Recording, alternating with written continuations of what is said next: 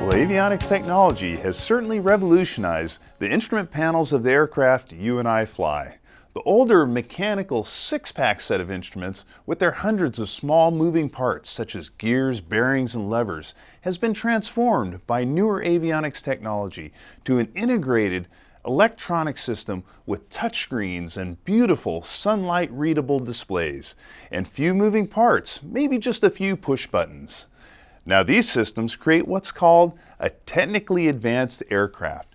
For an aircraft to be considered a TAA, it generally has the following subsystems: a primary flight display system, or PFD, a multifunction display that includes a moving map capable of displaying your GPS position, and an integrated two-axis autopilot system, which means the autopilot is connected to the navigation and heading guidance systems.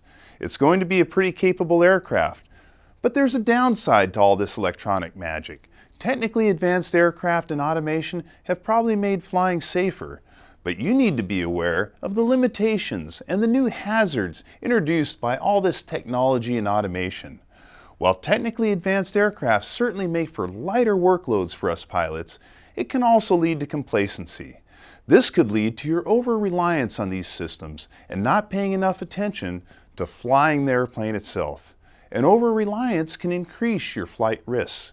If you make the decision to operate closer to your existing personal limits, or you decide to take on additional hazards, such as environmental conditions, which might include marginal weather or night operations, it can also become quite easy for you to overlook things like fatigue, illness, or even complexity of the aircraft due to the false comfort of all the gee-whiz technology available to you.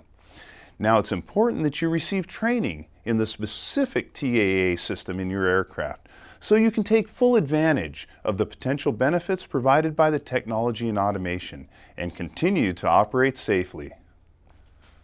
Let's talk briefly about how electronic displays came about, and then we'll look at the various systems that you'll find in TAA aircraft today.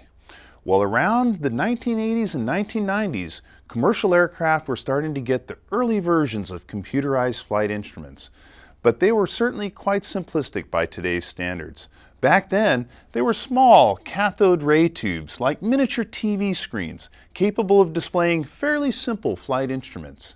These were called Electronic Flight Instrument Systems, or EFIS, and more commonly, glass cockpits.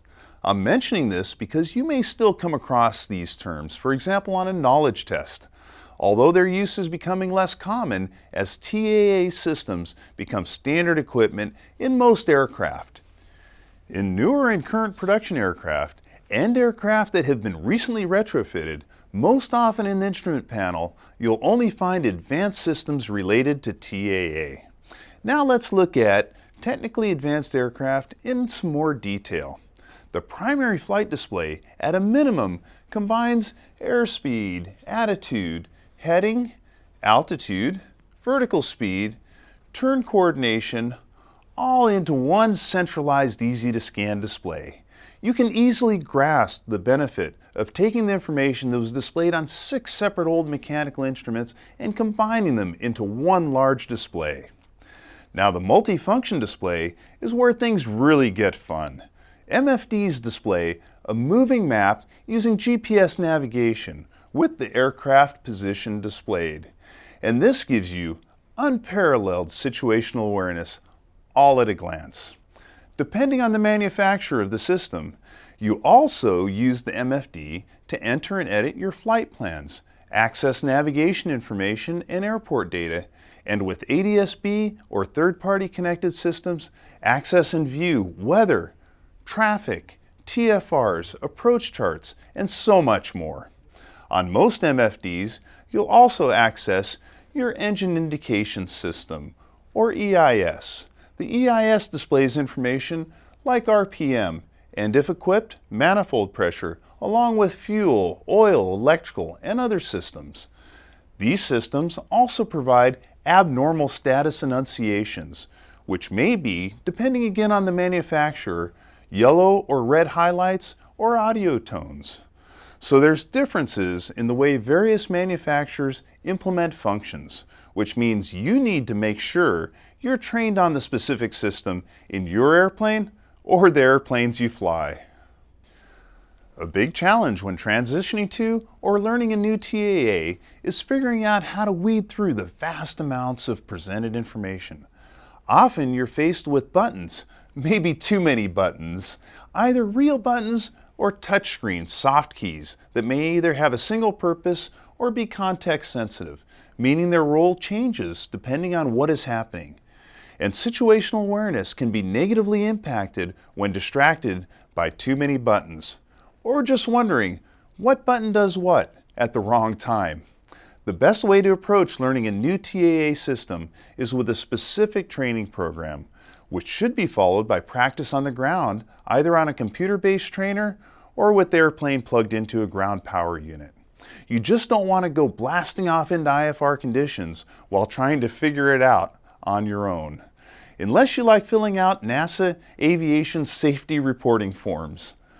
Well, some areas you want to be especially aware of are high workload periods, such as changes in your clearance, either right after takeoff or when being vectored for an approach. Knowing your systems will go far toward ensuring that you can easily adapt to rapidly changing conditions and clearances. Now, TAA aircraft generally only have a few displays, as we've mentioned, like a PFD, MFD, and sometimes a separate GPS. Like most things in aviation, even these state-of-the-art systems are not fool or failure-proof. It's important for you to think through and practice dealing with potential equipment problems and failures. Remember, before TAA systems, parameters such as airspeed or altitude were shown on separate mechanical instruments. Now they're all combined into a single screen. So while it's very unlikely, you could experience failure of a single subsystem within an EFD, an electronic flight display, such as airspeed. But you could also experience failure of the complete display. Now that's an unnerving thought, especially if you've skipped training on your unique system.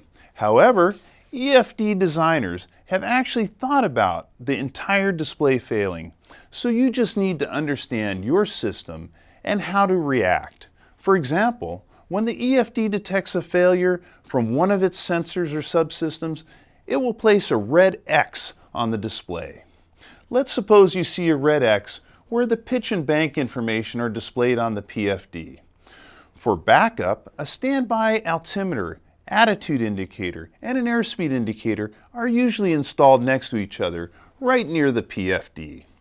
In this situation, where your attitude indicator on your PFD has failed, you'll want to know that you must use the standby attitude indicator for pitch and bank information. Well, let's change the scenario a little, and let's suppose on your PFD you see a red X where altitude information is normally displayed. In that situation, you'll want to know that you would monitor your altitude by referring to the standby altimeter.